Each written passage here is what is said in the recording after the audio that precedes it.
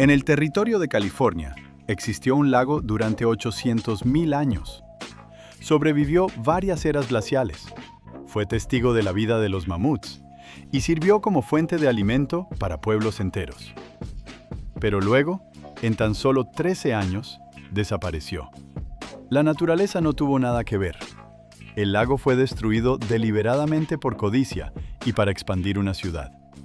Suscríbanse al canal. Hoy analizamos esta historia de principio a fin. El Valle de Owens se encuentra al este de California, encerrado entre la Sierra Nevada y las tierras desérticas.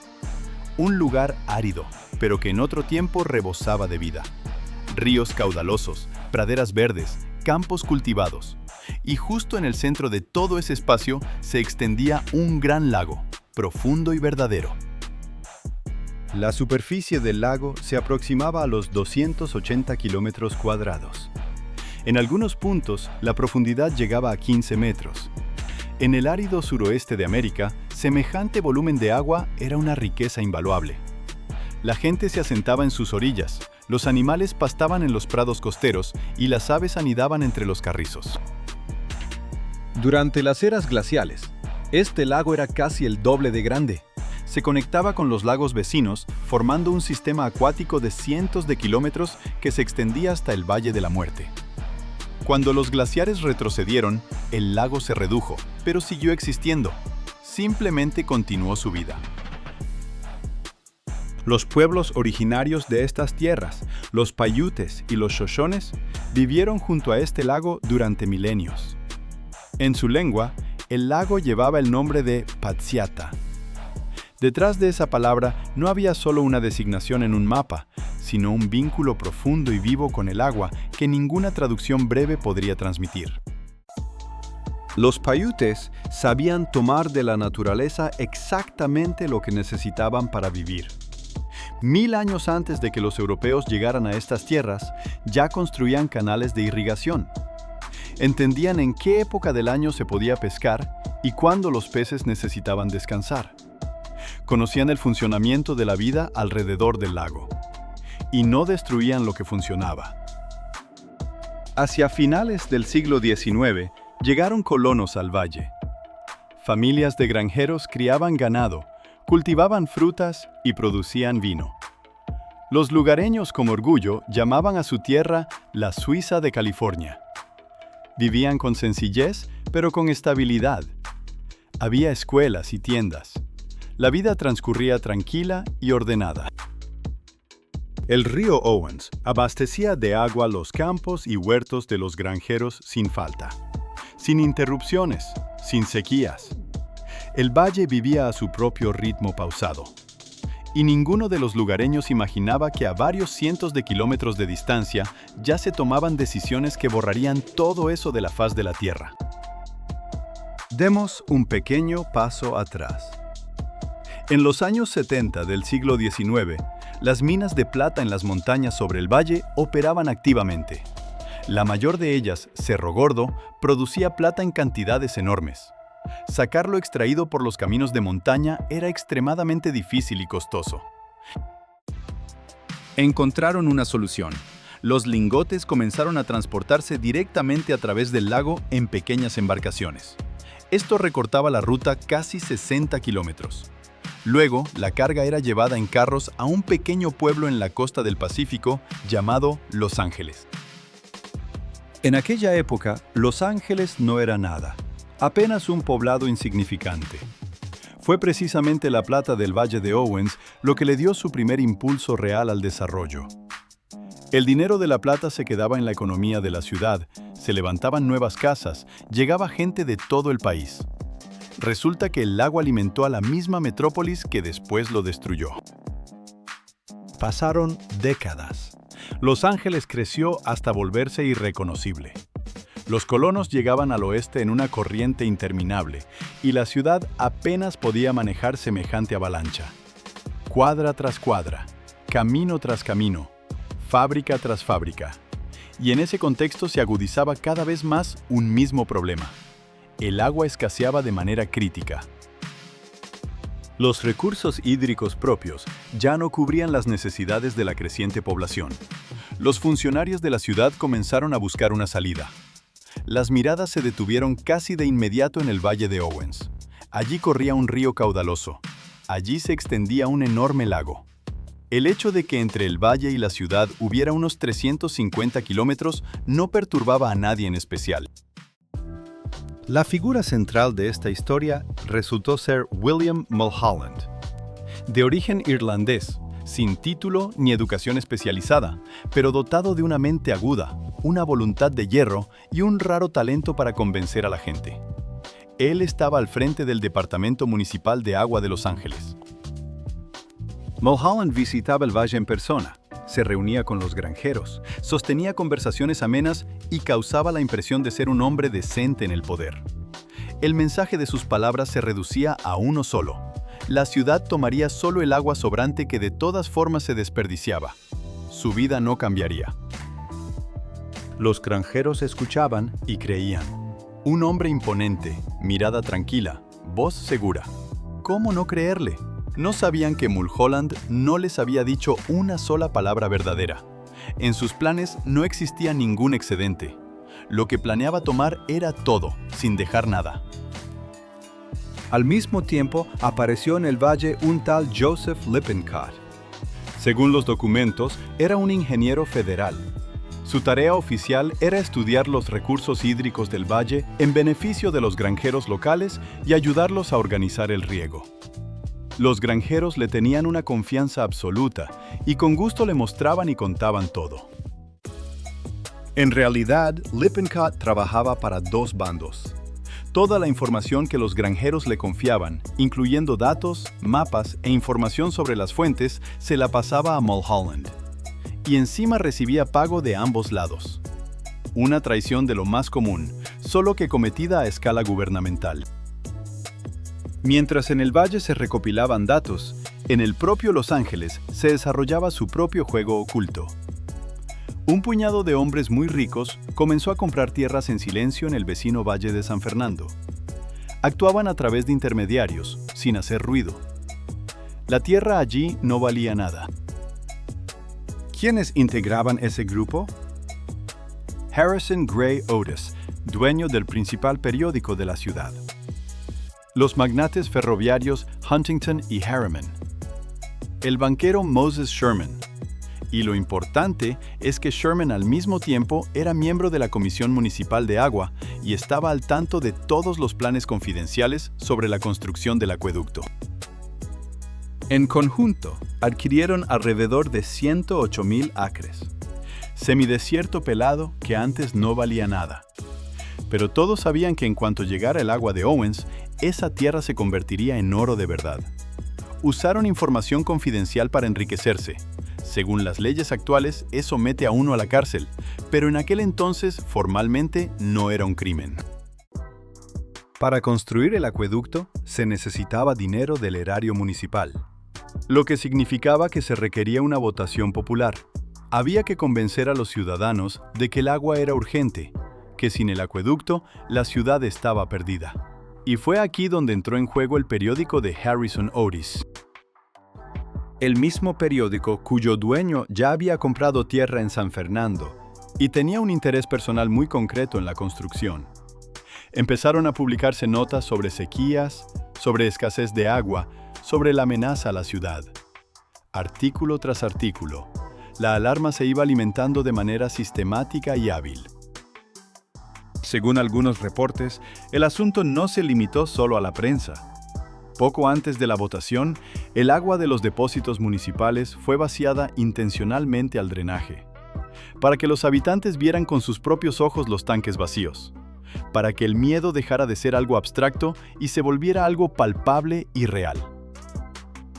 Los habitantes de Los Ángeles apoyaron la construcción del acueducto con una proporción de 11-1. Casi por unanimidad. Votaron con honestidad, de corazón, creyendo que salvaban a su ciudad. Ninguno sospechaba que en realidad estaba votando para enriquecer a un puñado de oportunistas. La construcción arrancó en 1908. La magnitud era enorme. Más de 6.000 trabajadores laboraban al mismo tiempo. Se perforaron 164 túneles. A través de montañas y desiertos se tendieron cientos de kilómetros de canales abiertos. El costo total fue de alrededor de $24,5 millones de dólares. Mulholland terminó dentro del presupuesto, con una desviación de menos de $100,000.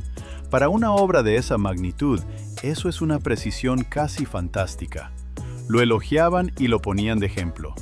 Nadie mencionaba públicamente sobre qué base de mentiras descansaba todo ese proyecto. En noviembre de 1913, se realizó la inauguración solemne del acueducto. Miles de ciudadanos asistieron a la celebración. Cuando el agua de aquel lejano valle se lanzó por el canal, Mulholland se acercó a la multitud y dijo lacónicamente: «Ahí está, tómenla». La multitud respondió con euforia. En el Valle de Owens ese día no había nada que celebrar. Para los habitantes de allá, 1913 fue el año en que comenzó el fin. El río empezó a menguar. Al principio apenas perceptible, luego cada vez más rápido. Las cosechas caían. Al ganado le faltaba agua para beber. Los granjeros, al principio, se convencían de que eran dificultades pasajeras, que todo se arreglaría, que se podría negociar, que encontrarían a alguien con autoridad para intervenir. Pero año tras año, el agua disminuía y la verdad fue calando poco a poco. No había nada de temporal. Era para siempre. Y ya no había nadie con quien negociar. Los huertos frutales se secaban uno tras otro. Los viñedos morían. El ganado lechero se vendía a precio de regalo porque no había con qué darle de beber. La gente cuyos abuelos y bisabuelos habían construido esa vida con sus propias manos, miraba como todo se derrumbaba y no podía hacer nada al respecto. Mientras tanto, el lago moría a la vista de todos. La línea de la costa retrocedía cada año. Desde el fondo emergía tierra desnuda. El agua mermaba y con cada año se volvía más salada. Lo que había vivido 800,000 años se convertía en un charco que moría lentamente. En 1926, el lago dejó de existir. Solo habían pasado 13 años desde la inauguración del acueducto. Donde alguna vez chapoteaba el agua, quedó solo un enorme fondo blanco de sal y lodo cocido. 800,000 años de vida. 13 años de agonía. Mientras el valle se apagaba, Los Ángeles vivía su auge. En esos mismos 13 años, la población de la ciudad se cuadruplicó. Surgían nuevos barrios, abrían empresas, las carreteras se extendían en todas direcciones. La ciudad vivía a plenitud. Solo que el precio de esa vida nadie lo decía en voz alta. Los granjeros no estaban dispuestos a resignarse en silencio. Se unieron y comenzaron a luchar. Presentaban demandas en los tribunales, acudían a las autoridades, intentaban abrirse camino a través de la prensa. Pero la prensa pertenecía a las mismas personas que habían organizado todo desde el principio. La voz del valle no llegaba a ningún lado. Al frente de la resistencia se pusieron los hermanos Watterson, Wilfred y Mark. Eran dueños del único banco importante del valle. La confianza en ellos era absoluta. La gente guardaba allí tanto los ahorros personales como el dinero recibido por la venta forzada de tierras a la ciudad. En 1924, una parte de los habitantes llegó a la conclusión de que las palabras no cambiarían nada. En la madrugada del 21 de mayo, un grupo de personas llegó al acueducto cerca del pueblo de Lone Pine. Traían consigo dinamita, alrededor de 226 kilogramos. Al amanecer, resonó una explosión. Un tramo del acueducto quedó destrozado. El agua fluyó durante algunas horas de regreso por su tierra natal. Luego llegaron los ingenieros y repararon los daños. Pero eso fue solo el principio. De 1924 a 1931, el acueducto fue atacado no menos de 11 veces. El valle peleó como pudo, pero dinero, periódicos y aliados influyentes no tenía. Y la ciudad tenía todo eso de sobra. Los Ángeles no respondió con fuerza, actuó con dinero. Metódicamente, parcela por parcela, fue comprando todo lo que aún quedaba en el valle. Para 1928, el 90% de los derechos de agua pertenecía a la ciudad. A los granjeros ya no les quedaba casi nada que vender. Para 1933, la ciudad poseía el 85% de la propiedad residencial y comercial del valle y el 95% de las tierras de cultivo. El valle se había convertido de facto en parte de Los Ángeles, solo que nadie hizo ningún anuncio solemne al respecto. Los bancos dejaron de dar préstamos a los lugareños. Las escuelas cerraban una tras otra. Los comercios quedaban vacíos. La gente se iba. El valle se apagaba en silencio e implacablemente. Los hermanos Watterson aún se sostenían, pero su tiempo se agotaba sin remedio. En 1927 se descubrió que los hermanos Watterson habían malversado el dinero de los depositantes. El banco se derrumbó en un solo día. La gente lo perdió todo, los ahorros personales y el dinero obtenido por las granjas vendidas. Todo de golpe, sin posibilidad de recuperar nada. La resistencia terminó ese mismo día. No quedaron ni líderes ni recursos. El valle se quebró por dentro en el momento más difícil de su historia. La ciudad no usó la fuerza ni arrestó a nadie, simplemente esperó su momento. Y lo tuvo. Así fue como el Valle de Owens dejó de ser un territorio vivo e independiente. Sin grandes batallas ni finales dramáticos. En silencio, a través de una quiebra bancaria y estantes vacíos. La gente se dispersó por todos lados. Las casas quedaron desiertas. El lago ya no existía desde hacía tiempo, solo quedó el fondo blanco. Al principio, ese fondo seco se percibía simplemente como un paisaje feo. Pelado, sombrío, sin gracia. Un problema estético y nada más. Nadie imaginaba entonces que ese fondo muerto se convertiría en un verdadero desastre ecológico para toda la región. Los vientos en el valle son fuertes. Levantaban del fondo desnudo partículas finísimas de sal, arcilla reseca y depósitos minerales, y las esparcían a decenas de kilómetros.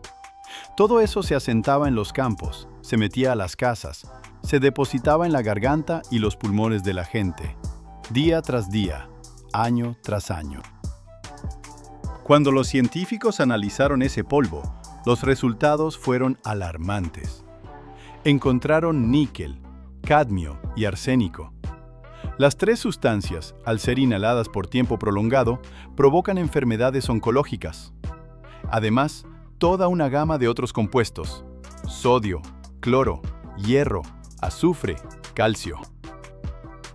En la zona entre los pueblos de Ridgecrest y Bishop vivían alrededor de 40,000 personas. Todas quedaron expuestas a una contaminación incesante. Los niveles permitidos de partículas dañinas en el aire se rebasaban en un radio de hasta 80 kilómetros desde el antiguo lago, una extensión colosal.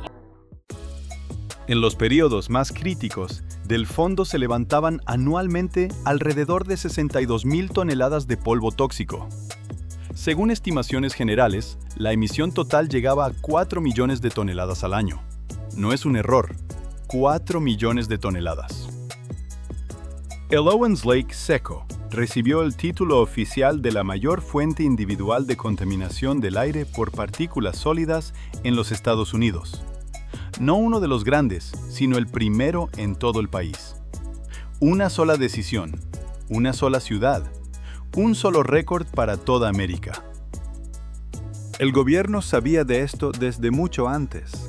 La Agencia de Protección Ambiental otorgó al valle el estatus de zona de contaminación grave desde 1987.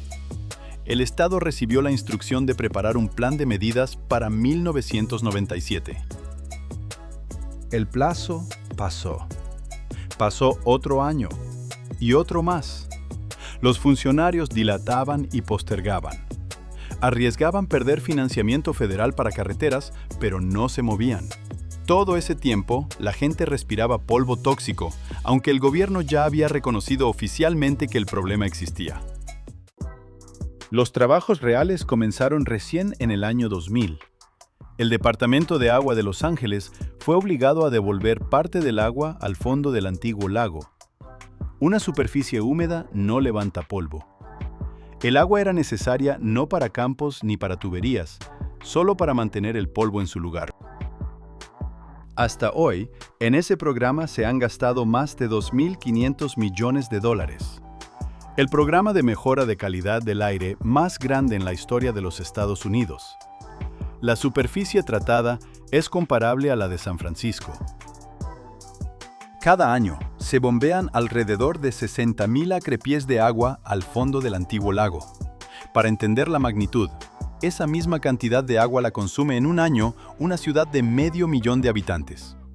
El agua de toda una ciudad grande, cada año, solo para humedecer un fondo muerto.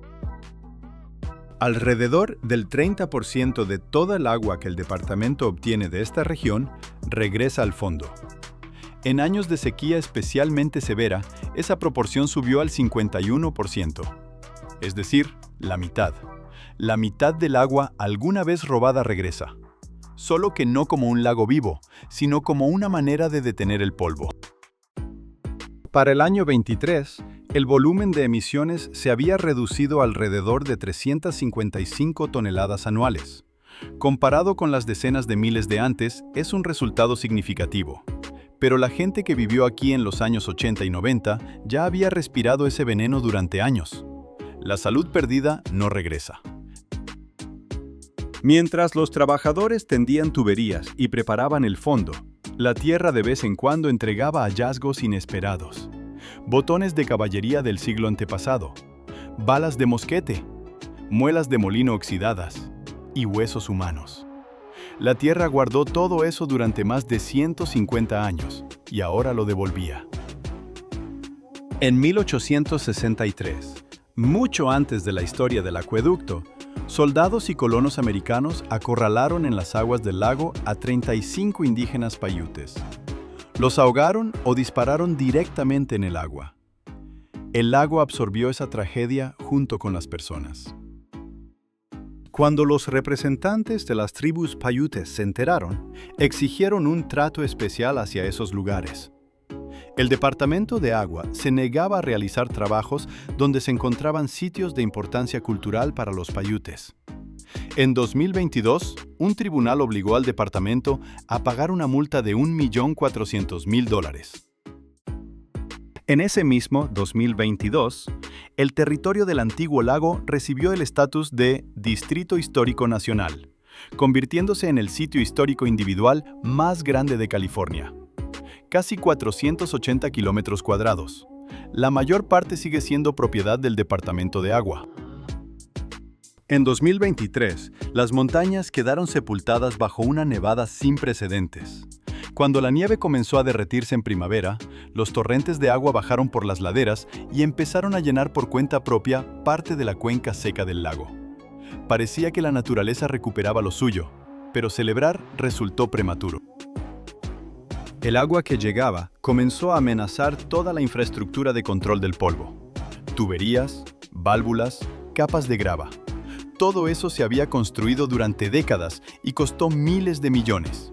Y de pronto, quedó claro que el sistema fue diseñado para una humectación controlada, pero no para una verdadera inundación grande. El lago intentó resucitar por su propia cuenta. Y la infraestructura construida para simular el agua no pudo con el agua real. 2.500 millones de dólares invertidos en una simulación. En cuanto llegó el agua de verdad, el sistema falló. Pero la naturaleza igual regresa, aunque despacio y en sus propios términos. Cada año, cientos de miles de aves migratorias hacen una parada en el fondo del antiguo lago. En abril de 2015, solo en un día se contaron 115.000 aves de 20 especies distintas. Esa observación entró en los registros. El lugar está incluido en la Red Internacional de Paradas Clave para Aves Migratorias del Hemisferio Occidental. Las aves no se interesan por los documentos de propiedad. Vuelan hacia donde hay agua. Antes había aquí aves en cantidades incomparablemente mayores. En 1917, apenas 4 años después de la inauguración del acueducto, el naturalista Joseph Grinnell anotó que desde un solo punto a la orilla del lago casi desaparecido, se podían ver literalmente miles de aves a la vez. 9 años después, el lago dejó de existir. La historia del Owens Lake no es única. En este momento, en el estado de Utah, el Gran Lago Salado está muriendo. Las ciudades y el sector agrícola toman cada año más agua de los ríos que lo alimentan. El nivel del agua cae. El fondo queda al descubierto. El panorama es dolorosamente familiar.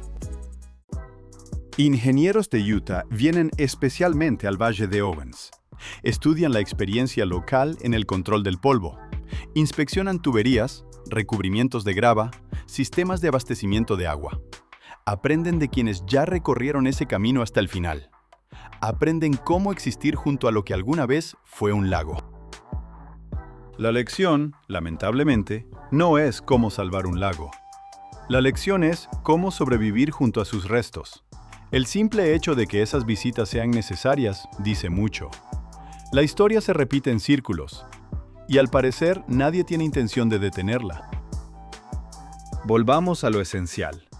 El Owens Lake no lo destruyeron la sequía, ni algún fenómeno natural, ni la casualidad.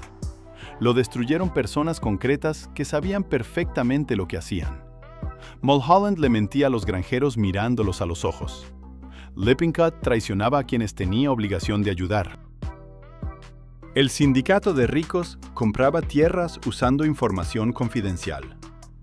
El periódico sembraba pánico en favor de su dueño. Antes de la votación, vaciaban los depósitos de agua. Cada paso fue dado de manera consciente e intencional. Ninguna tragedia accidental. Solo el dinero y el poder haciendo lo que se les antojaba. El castigo se extendió durante todo un siglo. Primero pagaron los granjeros que perdieron sus ranchos. Luego los habitantes del valle que durante décadas respiraron polvo tóxico. Ahora pagan los contribuyentes de Los Ángeles, financiando un programa de control del polvo que cuesta miles de millones. Quienes tomaron las decisiones ya se fueron hace mucho.